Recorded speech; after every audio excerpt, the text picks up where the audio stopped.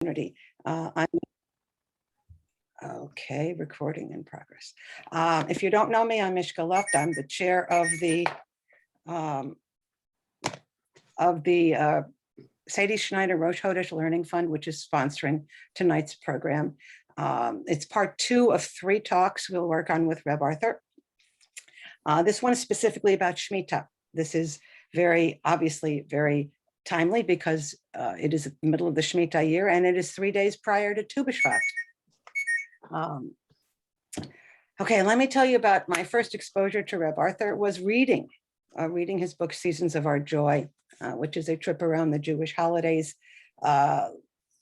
complete with recipes for every occasion. And we've learned a lot of good food as a result of learning a lot about holidays.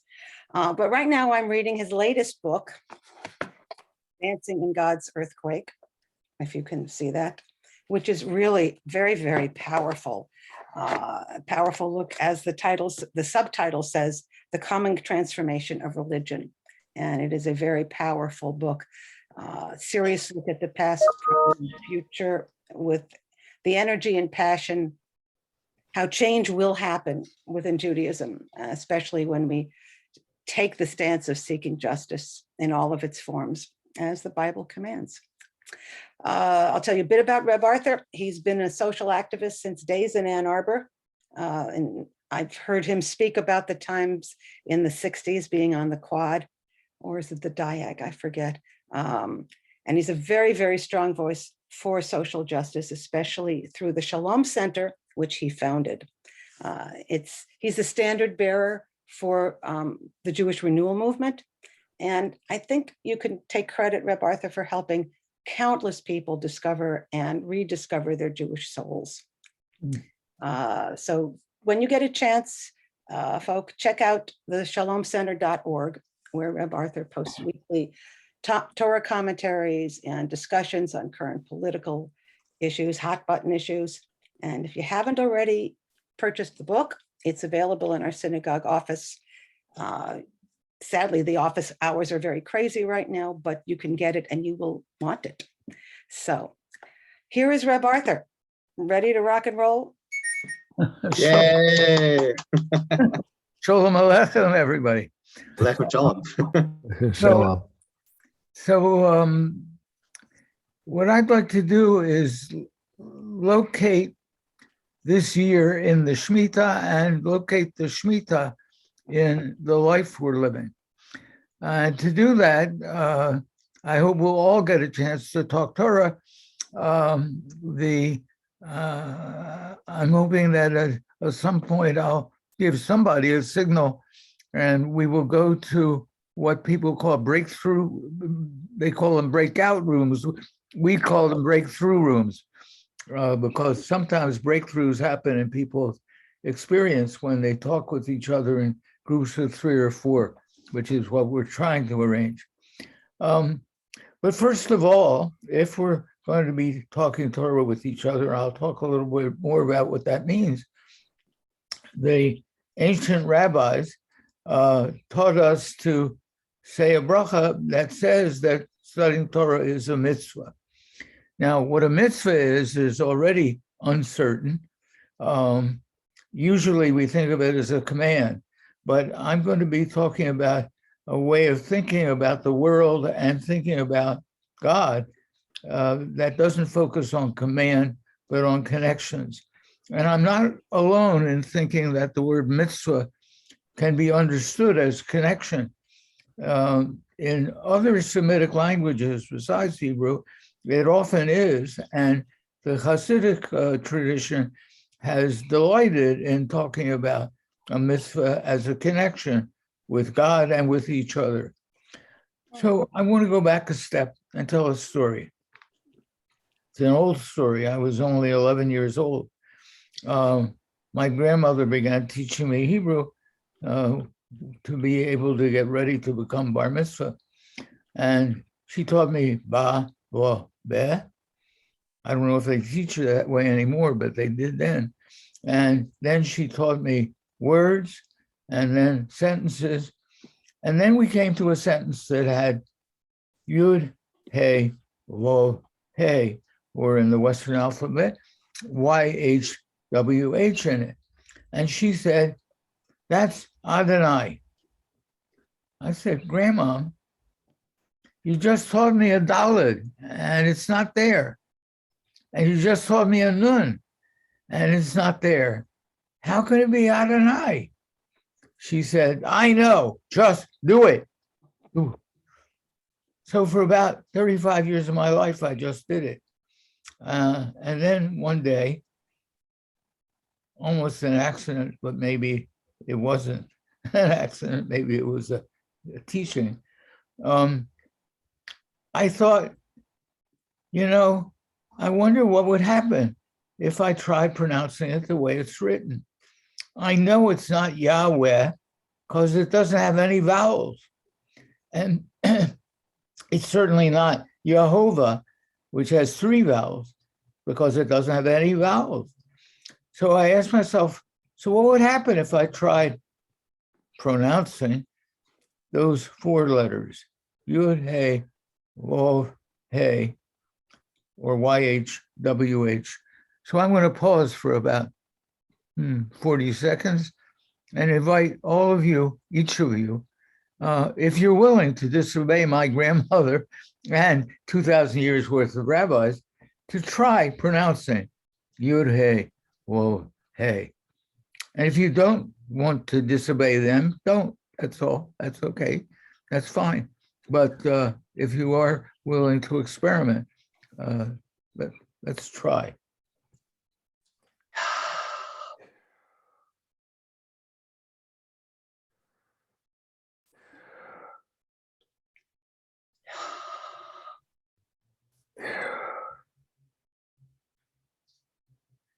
So thank you. If there were one English word that you had to use to describe what happened to you, what would that word be?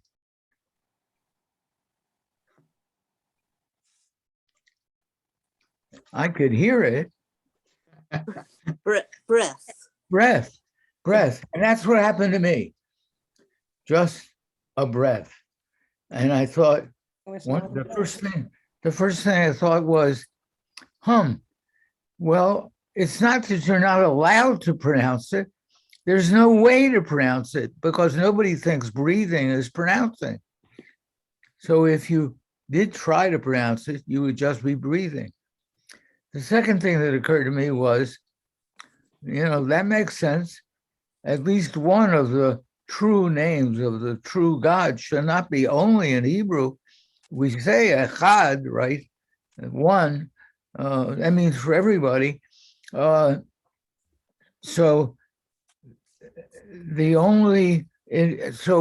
what are you looking for? You're looking for a name, if you think of it as a name, that is in every language, in not just in Hebrew, but in ancient Egyptian and Chinese and Latin and Greek and English and Swahili and Russian.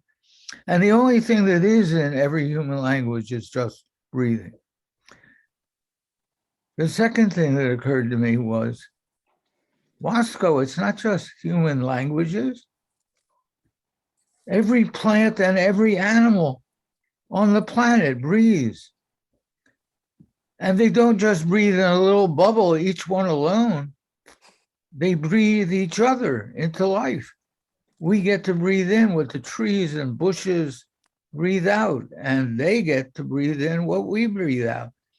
This is a planet of interbreathing. And I thought, now that's an amazing way to think about God. For me, better than Lord Adonai or King Melech, much better for me. Maybe for more and more other people too, I've been discovering, but certainly not everybody. What does that way of thinking about God mean? Well, for one thing, it means how you think about the world. A name of God is not just like Freddie or Johanna, a label. It's a way of thinking about everything. And Melech and Adonai, Lord, make you think in terms of domination, of control, of subjugation. Breath doesn't make you think that way. Breath makes you think of different cultures, different species. It's not just biological, this notion. It's also cultural and political, as a kind of gigantic jigsaw puzzle. And the point is to fit the pieces together. No one piece is supposed to be boss over all the others. And for me, again, maybe not for everybody, but for me, that way of thinking about the world was far richer, far truer. We discover now that we aren't living in a world where you can say, this one's top and this one's second and this one's third. We've discovered that our brains are deeply influenced by a whole bunch, hundreds of millions of invisible bacteria in our guts, have an effect, a major effect on the way our brains work and how we think and how we feel. Well, that's not the same thing as saying the brain is the top in the human body. So it's an ecological way of thinking about the world rather than a hierarchical way. And it seems to me truer and truer that the world either is or ought to be a giant jigsaw puzzle rather than a system of bosses controlling the next boss down. And that, in fact, if one of the jigsaw puzzles tried to be Lord and King, it turns into a mess, which is what we see happening in some societies on the planet right now, and the planet as a whole, where not the whole human race, but big institutions, big corporations, and some big governments have decided that they're in charge of everything and they can do anything they like with Earth. And the result is we're in serious, serious trouble. I keep thinking of the word that comes out of the automobile system called totaling. When you total a car, what you do is destroy it. You would think that something total would be really big and important and bossy.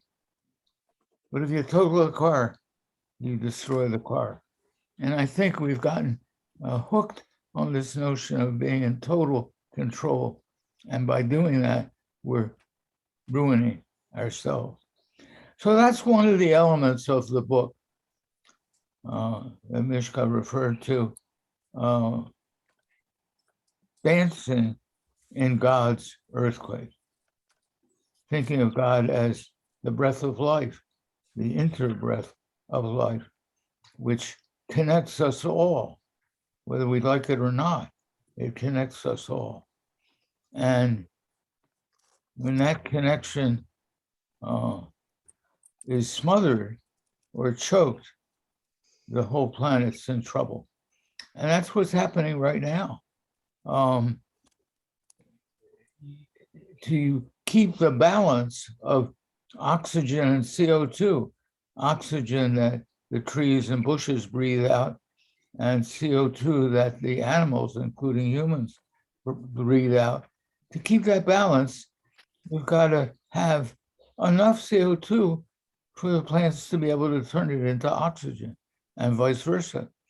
But we have now invented machinery that pours so much CO2 into the atmosphere and the oceans that since CO2 traps heat, it is heating and heating. It's not warming the planet, it's scorching the planet. We ought to be talking about global scorching, global burning, not global warming. Warming is usually pleasant, but we're way beyond the pleasant point. So one of the things I tried to do in the book is look at the elements of the biblical tradition, our biblical tradition, the Hebrew scriptures, Tanakh, that were very close to earth. Farmers and shepherds knew they had to pay attention to what the earth was telling them, and they couldn't just ignore it and destroy a mountain in order to get the coal inside. They had to listen to what the earth was telling us. And for understandable reasons, after the Jewish people was forced out of the land of Israel, and then any old land might well say, hey, you guys get out of here. We're sick and tired of dealing with you. And so Rabbinic Judaism did not focus on relationship with the earth the way the biblical tradition did. And even almost till right now, till about 10 years ago, it was really hard to persuade a Jewish organization, even in the United States, where we weren't, at least until really recently, at all afraid of being thrown out of connection with the earth. It was really hard to persuade people that Earth's crisis was a Jewish issue, and that Jews needed to do something about it. I would say that if you think about the Yud Hey Vav Hey as the interbreath of life, it's the most Jewish issue of all possibilities, because what we call the climate crisis is also a crisis in God's own name, in a way of understanding the world. So that's the heart of the book. And there's one other, I don't know, maybe this other one's the liver of the book, something vital, not the same. What I learned as I tried to write the book, let me put a period there actually and go try to look at something else. Why did I bother writing it? What was I after when I talked about an earthquake, God's earthquake, that we had to learn to dance in, of all things? It's really hard to dance in an earthquake because the dance floor is shaking and twirling and twisting. So about 4 years ago, I felt so strongly that we were living in the midst of every earthquake imaginable. The family was quaking. The nature of war was quaking. The nature of justice and immigration and sex and family and education, they were all quaking, mostly pushed by technology, but not always pushed by technology. And people were going crazy. When you live in even a one factor physical earthquake, it can really make you nuts. Imagine living in an earthquake of everything that we think is normal. Of course, people went nuts in many different ways. So I started asking myself, what do you do to live in an earthquake? Well, we know what people say about living in a physical earthquake. There are really two responses that people have. One is many people, they just pretend it ain't happening. That's called denial. And if a house or a building falls on them and kills them, well, too bad, they don't know what else to do. So they just keep walking. And if there's a disaster that hits them, well, so it is. The other thing, the thing that the experts tell you and teach you, is if you grab something immovable and hang on to it, it will be not totally safe, but a lot safer than if you just keep walking. So I asked myself, well, what would that mean in social terms and cultural terms? The first one is one thing people do. They just keep walking like nothing's going on. And all those earthquakes keep tossing them around. And sometimes they get killed and sometimes they don't. And they don't know what to do about it. And some people try to hold on to something immovable. What that turns out to be usually is some kind of 17th century version of religion, the most immovable thing that people think. And they try to behave in it. And when you try to use 17th century religion, you find other people that don't like it and you have to force them into it. And so people began using coercion to force people into 17th century religion or maybe 17th century politics. So I asked myself, those don't seem like very life-giving alternatives. What would be a life-giving alternative? And what began to occur to me was what seems like a paradox. Dancing. Dancing meaning exploring, being open to creative possibilities that might get you somewhere or might not. But that the very dance itself is joyful. It's not the same as hanging on to something that won't move. You hope won't move. It goes with the flow, as people say, or used to say.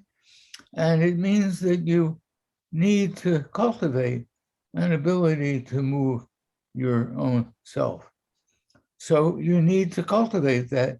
Wow, there are people around who turn out to love and have sexual attraction to people who have the same sexual equipment as they do. And instead of going nuts, that must stop, absolutely stop, you start finding out you can love your kids, even if, or maybe especially if they're gay or lesbian. You can love them. And that's what dancing is. It's loving. There are a whole bunch of things that we discover we can do. Already a century ago, there started to be multi-religious interfaith organizations. Well, we almost forget, in fact, we mostly do forget, that 2 centuries ago, it would have been heresy for almost anybody to be seriously friendly and pay attention to and even share some of the ceremonies of another religion. When Rabbi Abraham Joshua Heschel, may his memory already is for a blessing, went to Rome during the Second Vatican Congress and council, and talked to people there about a whole new attitude that the Catholic Church needed to take toward the Jewish people. His worst opponents were some Jews who said, you mustn't talk to those people. Doesn't matter whether you're trying to straighten out 2 millennia of hostility and pogroms. Don't talk to them. They might seduce you or something. But he persisted. And the Catholic Church changed in regard to the nature and meaning of the Jewish people. That's dancing. When Heschel wrote, prayer is meaningless unless it is subversive, unless it topples the pyramids of injustice. What does it mean for a prayer to do that? It's not easy. Sometimes what he meant turned out to be going on a march in Selma, Georgia, and saying, I felt like my legs were praying. And sometimes it meant that he wrote about Torah in such a way that it opened up new possibilities. So I started having a strong sense that what is going on in the Garden of Eden story I assume it's just not just, it's a parable, it's a teaching story. It's about learning to grow up. And at best, learning to grow up without making terrible mistakes. But we all know sometimes adolescents make big mistakes. So I see the story there is beginning with the human race as newborn. And there's a description of the birth of Adam from Adamah, of, you might say, the human earthling from earth, the birth of it. And it's like the birth of a human being or any mammal from its mother. And I think that the story in the Torah, in early Genesis, is taken from their observation of what it was like for a kid to be born from the mother and notice the kid loses loses the breath, because that breath was the mother's breath. And through the placenta, it breathed the kid too. But if you're going to have an independent kid, it can't be dependent its whole life on the mother's breath. And it loses the And then the Torah says, God, the breath of life, breathes breath into it. The way we tap a baby on the tush, so it'll start breathing. Often it doesn't until you tap it on the tush. So that's, I think, what the story is telling us. And then from babyhood, the child, the human race, in this parable, grows up some and is naked and not ashamed, because kids aren't necessarily ashamed of being naked. And then something happens.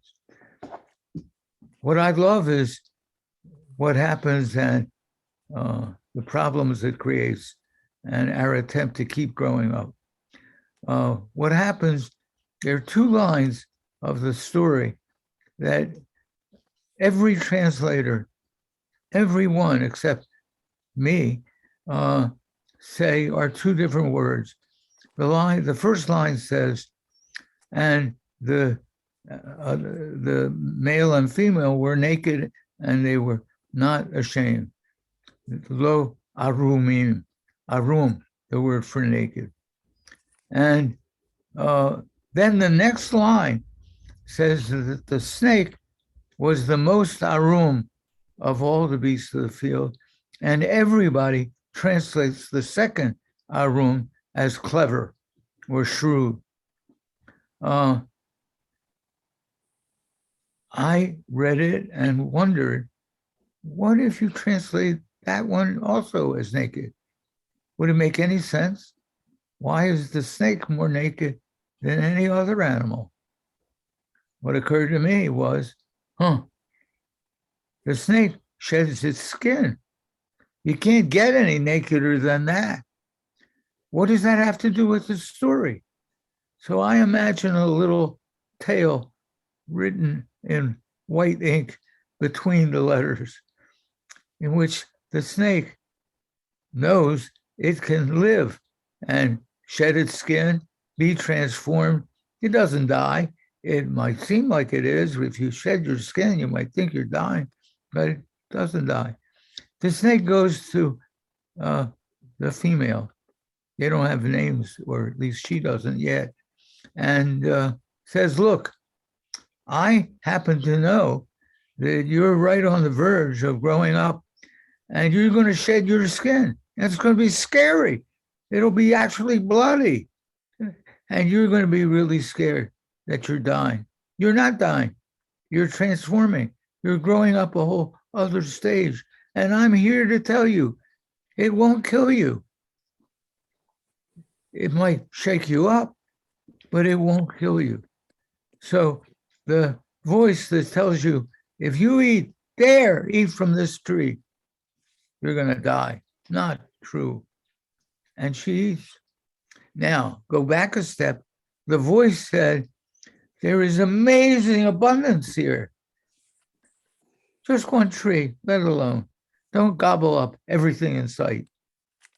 this is a wonderful place, but it's not all to be gobbled. Eat with some self-restraint. So when she eats from the tree, she ignores self-restraint. The tree smells beautiful. It looks beautiful. It probably tastes beautiful. She's not going to stay away. So she makes an adolescent mistake. Adolescents always, to grow up, have to be different somewhat from their parents. So she ignores the voice. Well, it turns out it's a big mistake because the abundance disappears. Oy. Every day of your life, says the voice, you're going to have to barely get enough to eat because the earth is going to give forth thorns and thistles. That's because you made a big mistake about gobbling everything in sight. I think it's the story of what happened in the Gulf of Mexico 10 years ago, where BP oil had no self-restraint, pierced 2 miles deep into the Gulf, killed 11 of its own workers just about instantly, and killed a big hunk, though thank God not all, of the life of the Gulf of Mexico. So we made a mistake. The question is, can we learn to stop making that same mistake so that the BP oil company doesn't do what the story that somebody wrote about 3,000 years ago about the human propensity to gobble up the whole earth doesn't have to be true forever. Can we grow up? Can we learn to change in our relationship to the earth? And also to our relationship, the story also says, well, men are going to rule over women. Well, can we grow up from that too?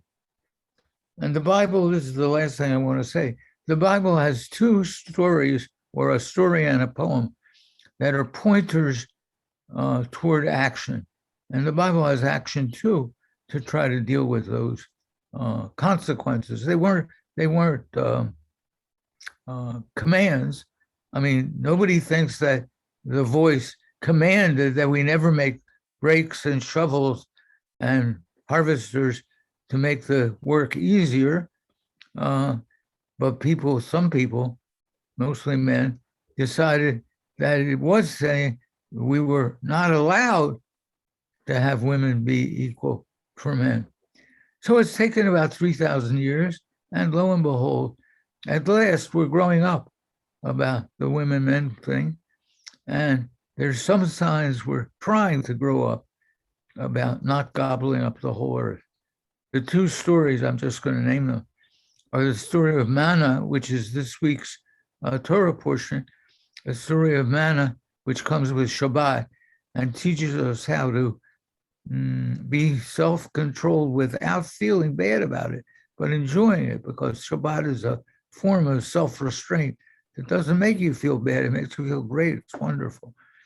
And that extraordinary poem called The Song of Songs, which I think is an effort to imagine the Garden of Eden for a grown-up human race. So that's what I wanted to lay out. It's a mostly, not entirely, mostly a different way of looking at Torah. You can find strands of teaching in Torah and in the rabbis that begin to look at it that way. The only problem is we got to grow up fast, because not growing up means we take huge hunks of the earth with us, such huge chunks that we do ourselves in as well. So if somebody,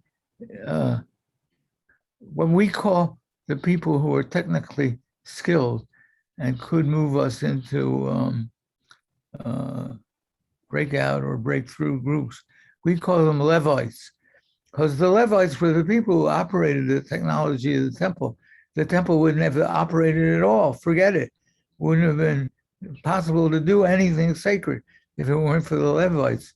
So is somebody here a Levite enough to bring us into the breakthrough group? I'm have a going to wonderful attempt it. Levite. I've never done breakout rooms before, but I'm Oh. going to try. Okay, so a maximum of 3 people, and we're going to spend 12 minutes in the breakout group. Okay. Arthur, You you want want me to give? to, how many people we got here? Let me see. We're 11 on, there are 11. more, but there are 11 screens.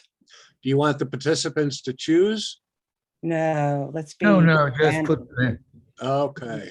Okay, but Reb Arthur, you Yeah. need to give us a question or some way I won't say supposed to, but to consider how we should take this teaching and do something with it. Right. Give So us, the question I'm imagining the Torah is putting to us is, are you ready to grow up? And what does it mean? What does it mean to grow up? For the human race to grow up? And that doesn't mean we all sit around waiting for the whole human race to do it. What are we going to do to help the human race grow up? What are we imagining ourselves doing? And so that's the question, I guess. in 12 minutes. Okay. Okay. Okay.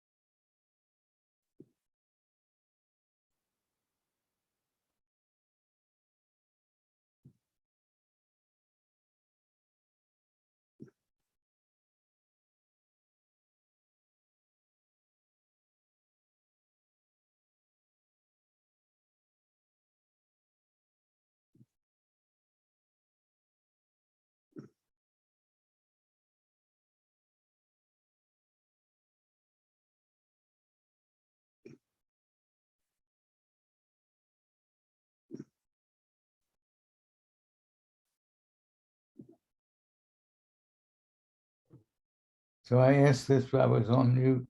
Why are we supposed to come back so quickly? I don't think we're supposed to come back quickly. I don't know how to work these. Can you hear me?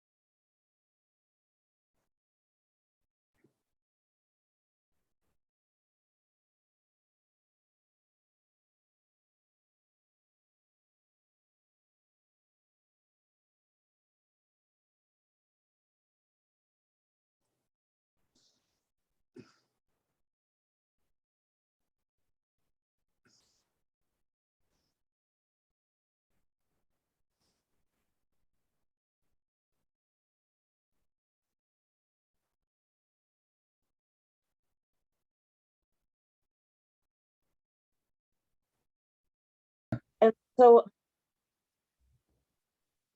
I said that my favorite line of Torah is, "Am I my brother's keeper?" Uh-huh. And that all of religion sort of wrestles with this question. So to me, we're still in a civil war in this country. Like, how do we move till we feel that you have a responsibility, not just to, my tribe and my family. And I don't know how you go about that. How do you, we all live in little pods. I live in my little Jewish pod, and, like nothing's more segregated than Sunday in America, right? You're a Presbyterian, you're a this, you're a that, or you're Orthodox. So that's my big question, is how do we define who's your brother and what's your responsibility? I don't know how you get to there. All right, well, I have some things I'd like to say, but I'd also like to hear from the other people in the group.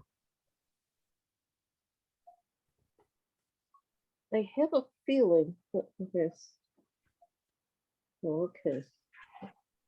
What's- Yeah, that's me, and I'm just kind of listening because this is not the way I normally think. Much more of a practical person than philosophy. Well, there's practical and there's practical. Burning up the world is not practical. It's not a great idea, right? It's not a great practice, burning up the world. So what do we do? It may not be philosophy that gets us out of it, but what do we do to not burn up the only home we have?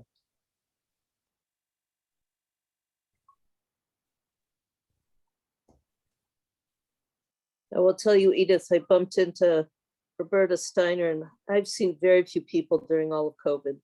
And she was getting a haircut right before me. And she just came back from, she always goes in December to Sanibel. And she says they will not go back again. She said it was so hot. She said it was like Miami in August.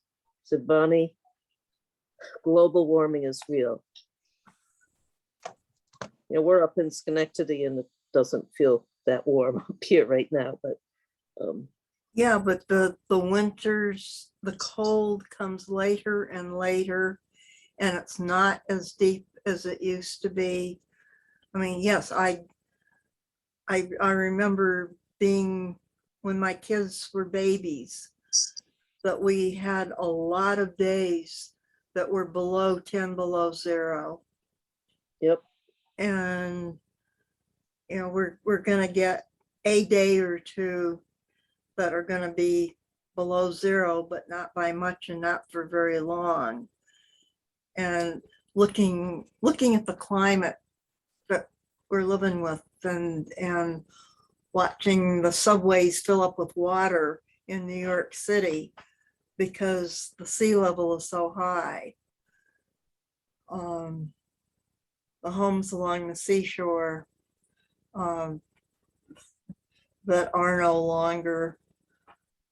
And yeah, and I sit here with my little car that is running gasoline, and my house that's heated with gas heat. And no, I have not put solar panels up on the house. So yeah, I'm not feeling too good about myself. And as far as taking care of the earth, I could be doing a lot better. So what would it take to make you feel good about yourself? I don't want you, nobody wants you to feel bad about yourself. And can you do it alone, or should there be other people? Why do we meet anyway in congregations? Why do we have a minyan instead of encouraging people to pray alone? I had I had what seemed at first like a joke. I imagine where congregations sponsor Alcoholics Anonymous, right? I started imagining, what if they sponsored Oilaholics Anonymous? What if they sponsored groups of 10 or 15 people to get together who said, yeah, we're stuck. We're stuck because there isn't any way to get from point A to point B without using a gas automobile. We're stuck because ... But maybe if we get together, we can figure out how to do something about it. Like it's easier, it turns out, it's cheaper and easier and more fun to be a co-op that puts solar panels on the roof than to try to do it alone, which is pretty complicated. But about 20 families together can do it far more easily than one family alone. And it can be fun. You can enjoy the process too. So, I mean, I would lean toward that kind of, even that will at first look like, well, it's the whole planet that's heating up. What good will it do for me to have 40 my neighbors get together and put solar panels on? But it turns out that step by step, it can in fact make a difference. It does in fact make a difference. So Rabbi, real quickly, how long do you want me to leave the breakout rooms? Because I can't see into them on a, I understand. So how long has it been already? Do you know? Probably about 5-6 minutes. Okay, if it's only 5 or 6 minutes, make it another 5. Okay, thank you. Thank you. I will say that my daughter,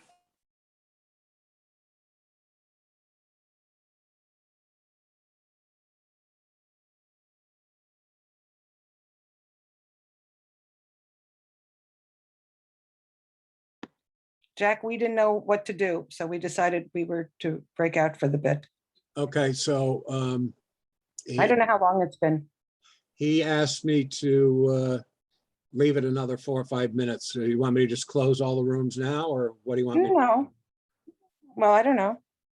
Well, Howie, Anita, you're, I wouldn't cut other people off if they're still going. okay. It's all my fault. I was looking at the clock. Well, how long has it been? About 14 minutes. Really? Yeah. Okay, I thought it was only 5 or 6. oh, no, that part I could even tell. Okay, I'm gonna I have close. lousy sense of time. I'm gonna close it Okay. out now. Okay, Okay, thank you. or give them notice to close I in. can't do that. Usually you get a minute's notice. You can't? Yeah, you should be able to. I don't know how to do this. Hmm. Oh, it's counting down. It's counting down. Okay. Okay. Yeah, it counts down. Okay, good. Okay, so we've been having a very good discussion, but Howie did see the clock and said, Yes, it's, which is okay. All right. It was just Arthur being subversive again. Yes, he's very good at being subversive. Where's Kathy? She said she was going to be on. She was She was in a on. different room. Different Oh. room 1. She's on her own screen and she was in a different Okay, breakout room okay. because I heard her talking. Because I did. Alice and Steve. Okay, okay, here we come back. There they all come. Where's Yeah, coming back. on a spot? Wow, good job, guys. Good job. That actually worked. I'm impressed. Sort of, kind of. Yeah. There it goes. okay. Reb Arthur, you're muted. They could, oh, There you go. are. There You're got back. it. There. Sorry, Rabbi, I was wrong. It was 14 minutes, not Okay. 5. I thought, well, time goes fast when you're having a good. Fun, yeah. Absolutely, absolutely. All right, so let me ask, what arose for people? What new or old ideas did you come up with? It's hard growing up. Yeah. Takes work. We talked about a lot of things. One was for like for the global scorching problem. Are these just going to be band-aids we're putting on with these things we're thinking of doing, right? Or do we need to come up with real out of the box jumped technology, right, to really control the amount of heat, right, coming into the atmosphere? But that becomes technology where you're sort of playing with fire. What if you miscalculate, right? And then you find yourself in an ice age. So that was just one of the things we talked about. Yeah. As We- for whether it's all just play to do for a group to do something, I never forget that the entire sit-in movement and all its reverberations in American society began with 4 college students who just decided they were fed up with the way in which they were treated when they went to a drugstore. They went together to the drugstore and they wouldn't leave when they were told to. And out of that moment, so much, even with the reaction that we're dealing with now, so much happened in American society. So I don't discount small groups doing something that has reverberations. Mhm. They didn't start by saying pass laws. They just started by saying, we're imagining a future in which the drugstores are racially integrated. So we're going to do it. We're going to take the future and chunk it into the present. And they'll do what they do. They might kill us. They might put us in jail. They might say, hey, all right already. We'll do it, which is what mostly happened. So I think if we figure out how to take a piece of the future, like we were in one of the groups I was in, we were talking about solar co-ops, not just individuals putting collectors on the roofs, but 20, 30 families getting together. That's an act of putting the future in the present. And things happen. I know places where things have happened as a result.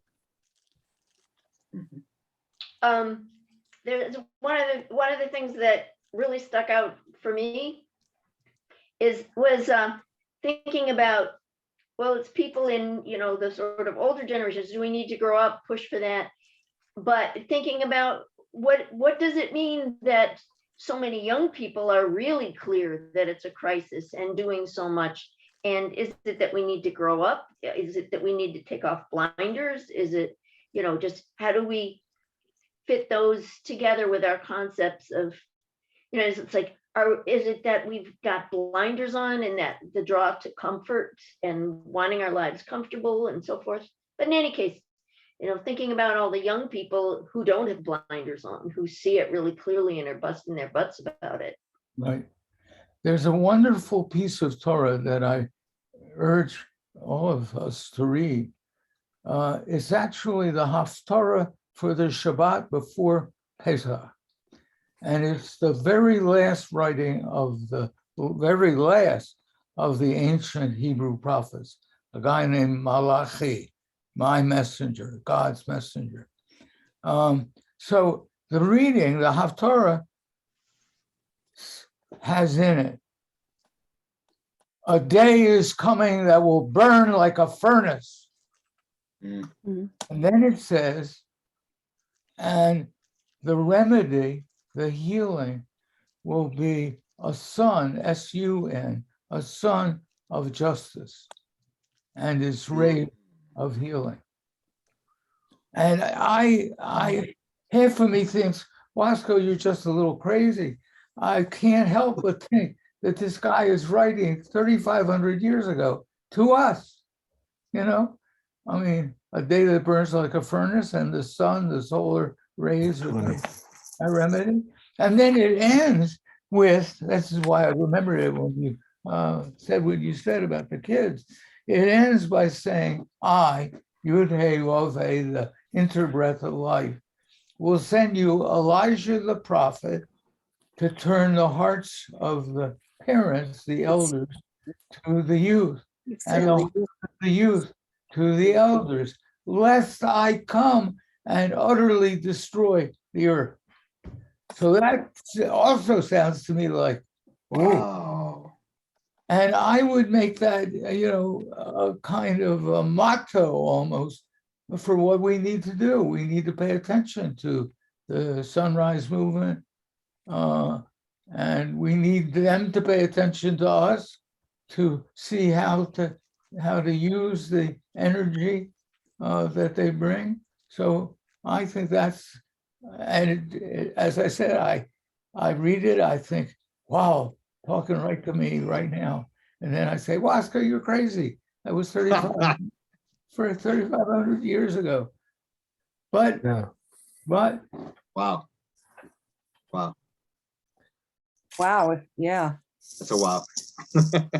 But I kept saying, how do we actualize this? That's where I'm stuck. Mhm. okay, so let me tell you something that's about going on. And I'll send Mishka and she can distribute it to your coach. The Shalom Center began about 2.5 months ago. We realized that the month of April has an extraordinary collection of sacred days in it. Mhm.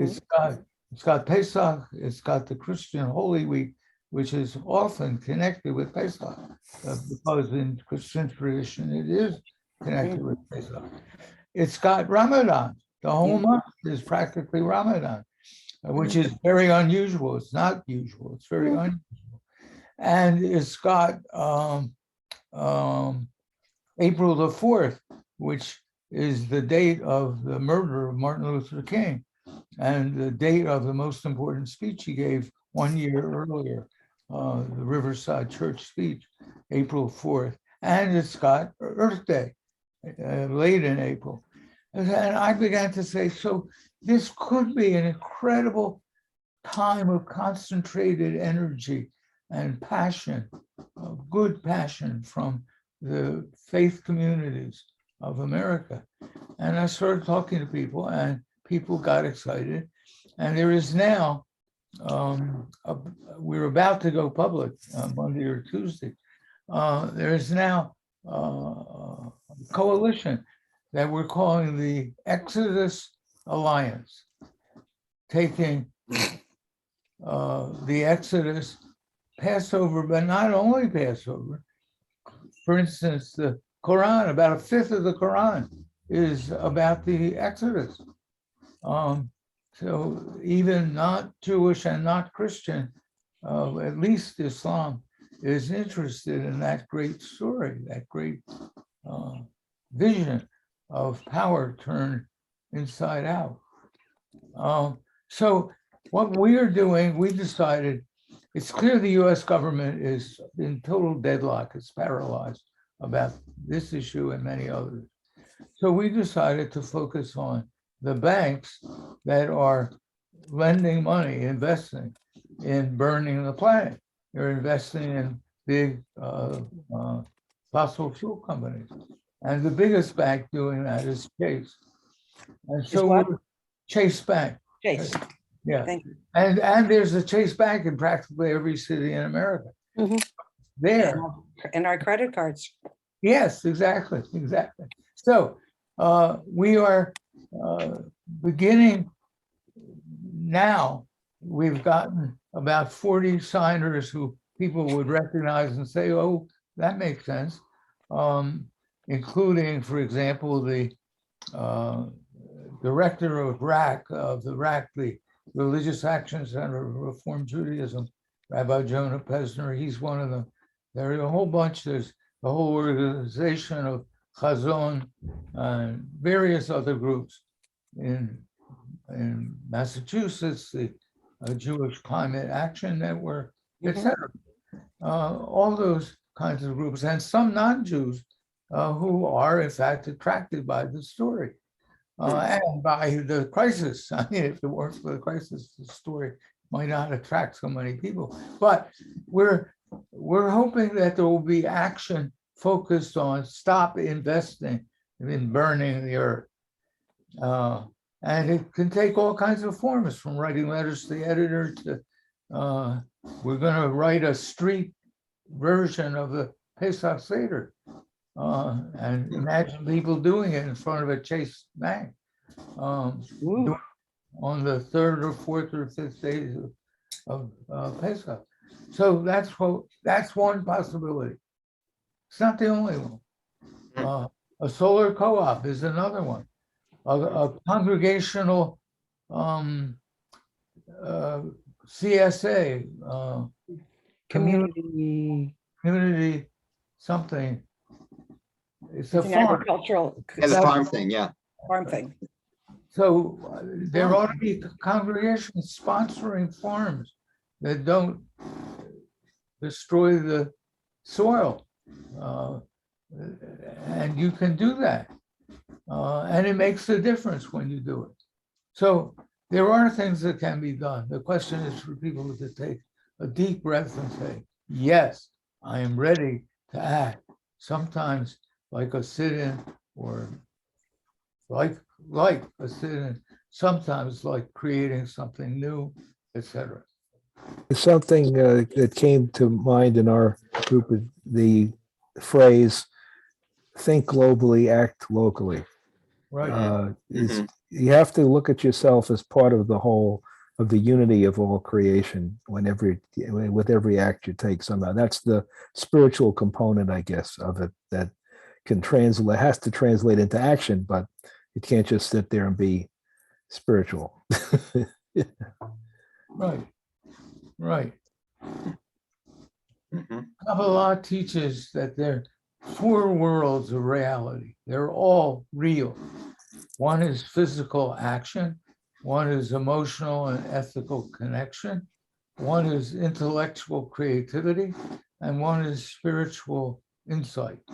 They're all real, and you can't transform and make healthy any society or the planet without all 4 of them. So anybody else want to share what arose for them, and either right now or when they were in the breakthrough room? I guess one thought that I'd like your thinking about is how not to feel despondent about the fact that if you act locally, you may not be making that much of an impact. I mean, we talked about, putting stuff in the compost bin and reusing, recycling, and whatever the third one is. Because I sometimes just feel so weary thinking I'm doing what I can do, but how will that be 10, 15, 20 years more? How effective will that be in terms of making it happen? So what I'm asking is how can I counter the despondent feelings so that I can keep doing it and work further? And I would say 2 things have to be joined: community and action. The only cure for despair is community, people you love, people you have joy with. yes, People, these are the people. Other people who work with you and take joy in working with you. I think the brilliant fact about the manna was that it came with Shabbat. And it wasn't just that they had food to share. And they knew if they took too much, it would stink and rot. And they knew that, what do you know, if on the 6th day you take more, it's okay, because on the 7th day, you're not supposed to be taking any. You're supposed to be having joyful community with each other. So that's what made it possible. And that's what got them through I mean, it may be a story, a parable, but the story is a piece of wisdom about how to get through a wilderness that's scary. What are we going to eat? What's this stuff anyway? Are we? Can you really eat it? And it wasn't easy getting through that wilderness. It wasn't easy making the decision to swim into the sea until you were ready to drown, and then it disappeared. Maybe that's a story, but it's trying to teach us something.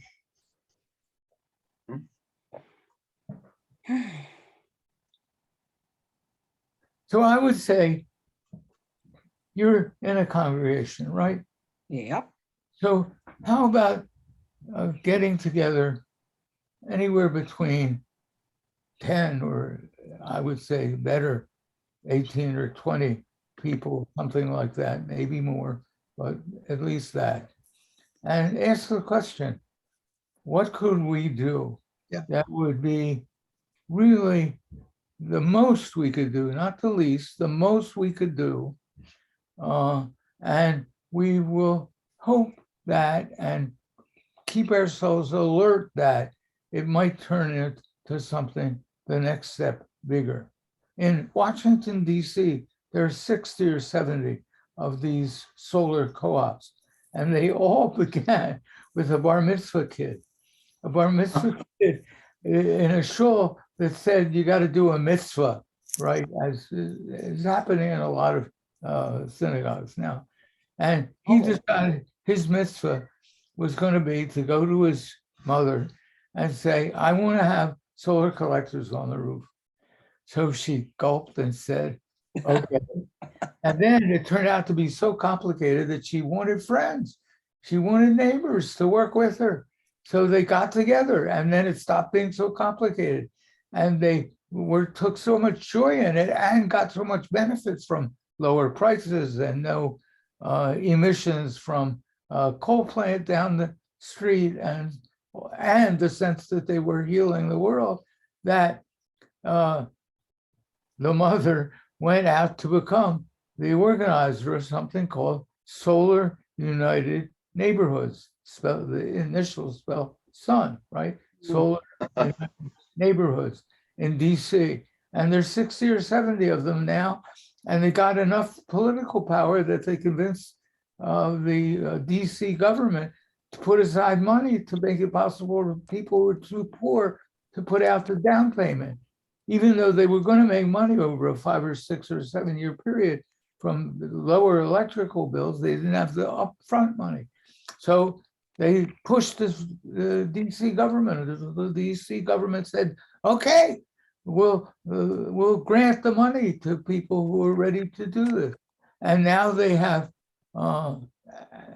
outliers in, not just in DC, but in Virginia and Maryland and Pennsylvania and probably other places. And it all started with a kid who was trying to figure out what to do for bar mitzvah.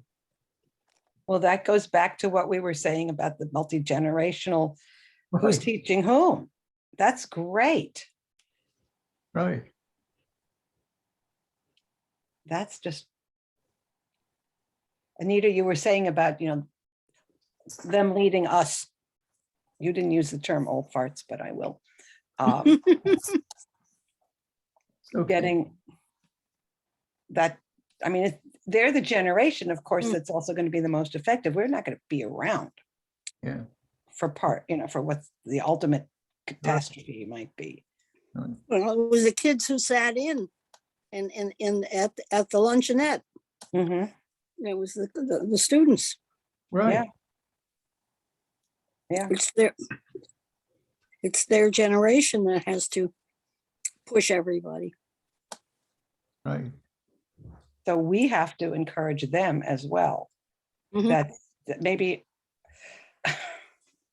I'm thinking about how so much has been with COVID in our family, and I've heard in others, there's been such a reversal of roles where my kids are saying, now you better stay home and you shouldn't go out and you have to make sure you're safe and so on and so forth, to the point that it's obnoxious, but they're feeding us back the lines to some extent that we fed them when they were young. And it's like, wait a minute.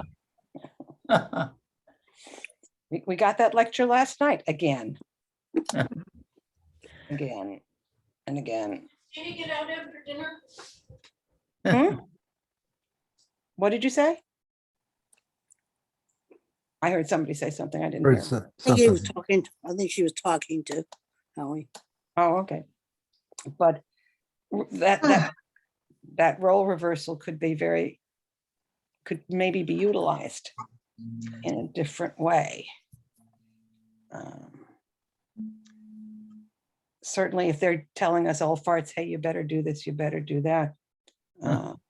Well, so maybe it would be interesting for a dozen people who are in their 50s, 60s, 70s to, how many kids are there in your congregation who are becoming or have just recently become bar or bat mitzvah, to get together with them and say, listen, we're prepared to work together to do what would make a difference.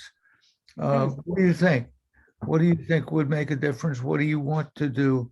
We'll join with you in doing it. Maybe it's the solar co-op.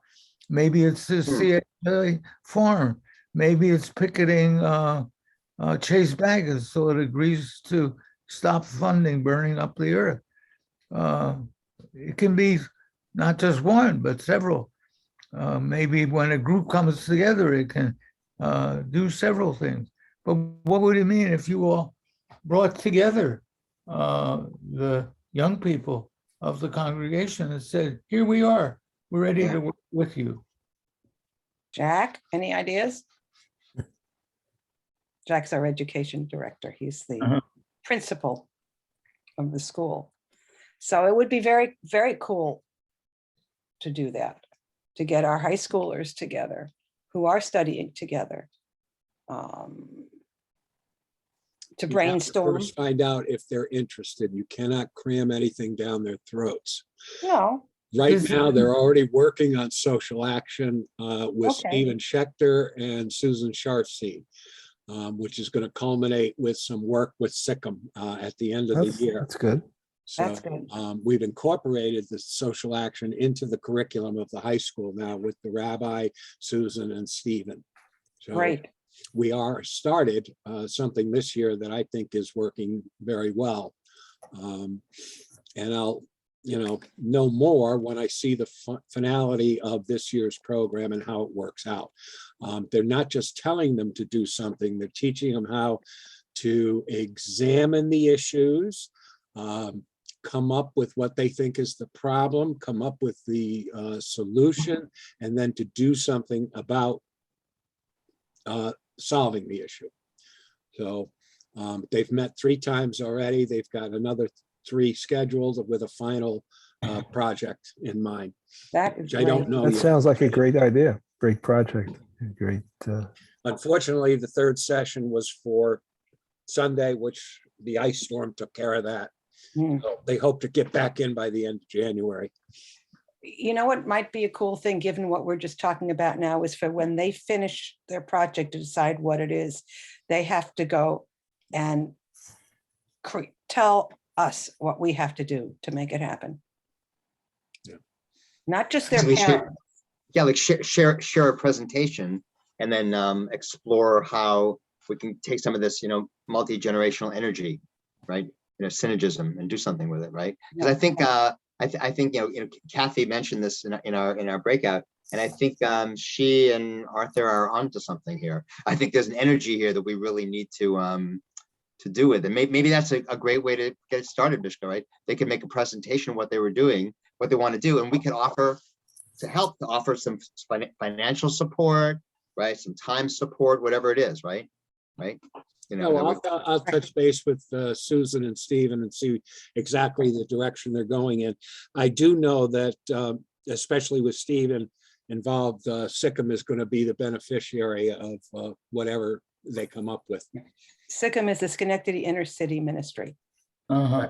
So it's a coalition of various, not all, but many of the various religious organizations. Uh-huh. But part of it, Jack, is to get the kids then to not only talk to their parents, but to the entire congregation. But maybe a smaller group of adults. Well, If maybe a if smaller they're in group, front of like maybe. 100 people, it's going to be this kind of like, thing. But if it's a small group, they can get more Right, interaction. okay, but not just their parents. Yep. Is what I'm saying, not just their parents. Well, Because Right. their parents may feel like, oh yeah, I guess I have to do this. But if there's enough energy coming from the rest of us, that just can change the entire dynamic and make it more dynamic. Mhm. Make it more likely to continue. I just want to make one brief comment. Rabbi Arthur, you spoke about the interbreathing and the changing of our perception of the planet and of God and all of the, the male dominance and all those kind of things. I think those are as important as the scorching earth, right? I think it's global scorching is an incredible big issue, but there's other issues too, and I think they all do stem from what you were, talking about. So it's not just doing a solar panel; it's also changing the way we are, right? I agree with that, but often the way people change is by acting and discovering that a new way of acting is far more joyful, far more effective, etc. So I agree with you that it's a whole interlocking system, but wherever we go with the system, and this happens to be a really big one, this really happens to be a big lock, and it will take a serious key to unlock it. So, Mhm. and it's been hard for people to cope with, partly because it's so big that they shy away from it, as if it were too big to even begin to deal with. But it isn't too big, and some of us, I mean, if we're going to make it, all of us, if we're going to make it, somebody's going to have to begin. More begin. People have begun, but more begin. So, Chevra, we're approaching the moment when I certainly need to, and probably most of us need to pause. And I'd like to end the way I began, only not exactly. The tradition is you begin saying the bracha about studying Torah, and you end by with Kaddish de Rabbanan, the Kaddish of study, and you end, in fact, with something that for years and years and years just totally puzzled me. The beginning of the ending is Yiskadal v'Yiskadash Shemei Rabbah. The name of God in this prayer is the great name. And that totally puzzled me. What's your name? The great name. What? What am I supposed to think? The great name. How am I supposed to think about the world if you're going to call it the great name? Then, without that in mind, I went to Washington to visit the Vietnam War Memorial.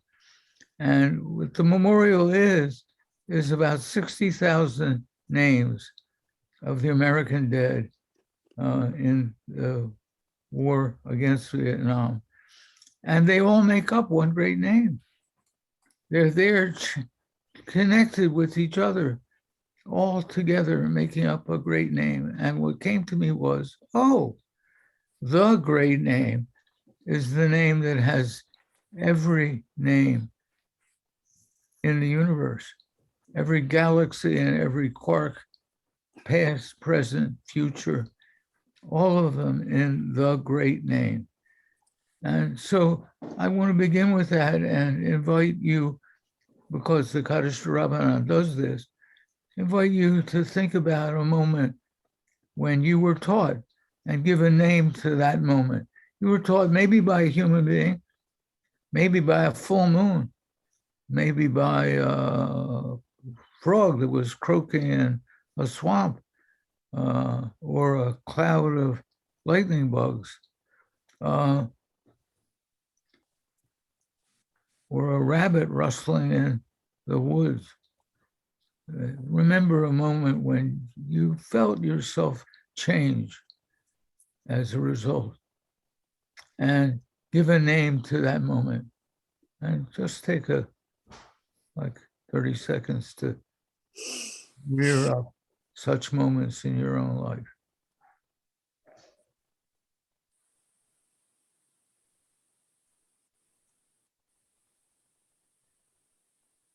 And now look toward the moments when you were the change maker.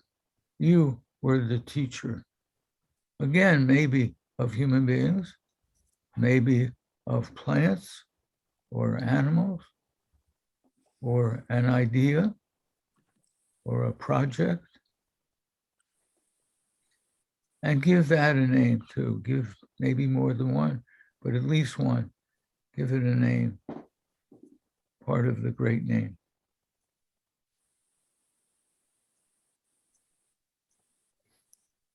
And now take your own name and find just the right place in this weave of names to place your own name.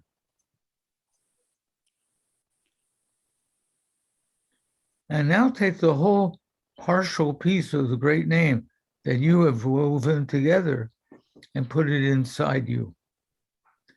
So you are part of the great name, and the great name is within you as well. Al Yisrael, V'al Rabbanan, V'al Tamidehun, V'al Kol Tamidehun. For our teachers, the rabbis, and for all our teachers.